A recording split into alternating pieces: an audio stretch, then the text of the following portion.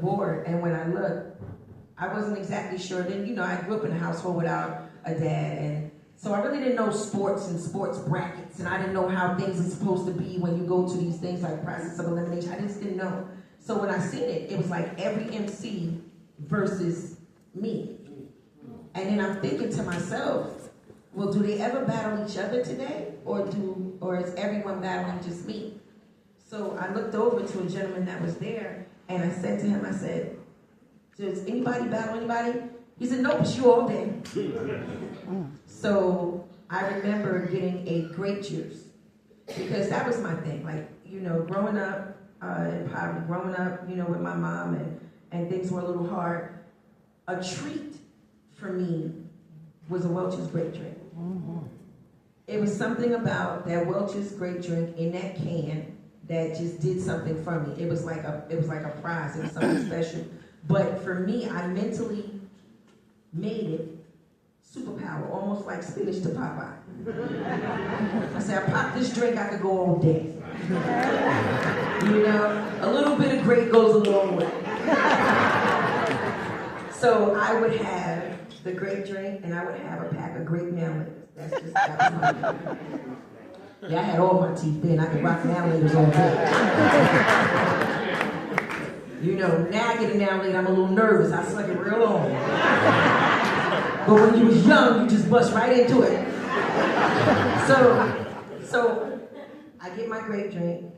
I process of elimination. I start eliminating all the MCs. We get down to the very last MC. I'm down to the last little bit of grape drink. I don't think I have any now-laters left. I didn't leave for lunch. I just stayed there and rhymed all day.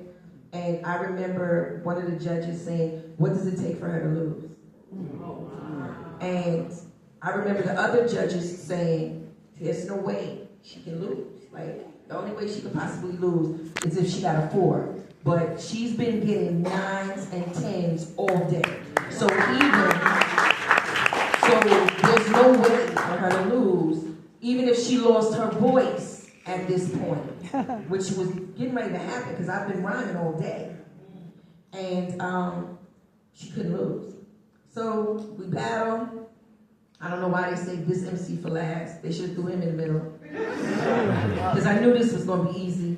I said, oh yeah, I got this. In my mind, I'm thinking like, when I leave here, I'm going to Beefsteak Charlie's. I'm going to buy me a steak. Again, these are the rewards that you think about when you come from poverty. You're thinking about the things that you're going to treat yourself to. So it's like, I'm going to a steakhouse. I'm going to buy me a steak. I'm going to sit there and I'm going to enjoy the fruits of my labor over there. This is what I'm going to do. I'm 15. I don't really understand too much, but I just know that this is what I got to do. Then take all the rest of the money home.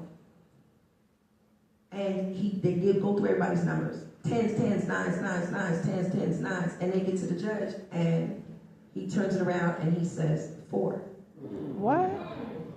And I look, I automatically say, hold in my tears, because I can't let them see me cry, because I'm here and I'm by myself, and I just can't let that happen. And I just took it. I said, okay, I've been through a lot in life. So this time, coming to this battle, knowing deep down that I won, wasn't going to break me. But it was going to make me break up with hip-hop. Because now I understand that this is not a level playing field. So if this is not fair, if this is not going to be right, then I don't need to be in this. Because I'm a fair person, I'm a right person, and I don't want to participate in that. So let's just go 20 years later, because after that, I really stopped loving hip-hop.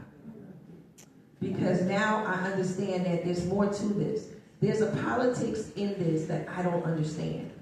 Because if you're the best and you beat the best, I come from Southern upbringing. If you're good, you're good. If you're good, you give it to them. Yeah. That's it. Somebody win, they win. You make a bet, you pay. So for me, I kind of weaned off from hip hop. 20 years later, I'm married to an amazing man. I married a retired boxer. Only type of man that can handle me.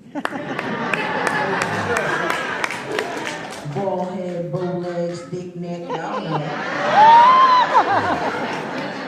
So, me and my husband go to an event, and my husband spots the judge.